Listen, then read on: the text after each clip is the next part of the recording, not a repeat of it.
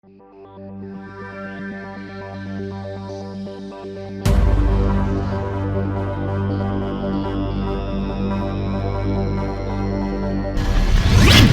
am Professor Vinster, and welcome to Jurplastic World.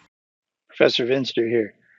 Just to give you a little bit of a heads up on what's going on in this video, I've I've made a short video to go up, and I also made a little bit of a longer version for people that want to take a little bit more time. And there is an option too. I have an even longer one that's like 15 to 20 minutes, I believe, if there's an interest. Just let me know if there's an interest to put it up. But anyway, the short's only 1 minute, and this one here is going to be just probably over 5 minutes long to give an idea. In this video, I use paint markers and I use, of course, paint brushes or paint.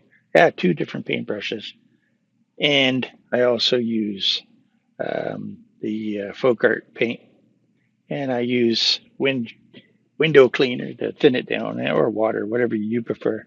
I like the window cleaner. It works pretty good, even with white. Even though it's blue, it works pretty good. But anyway, on with the show.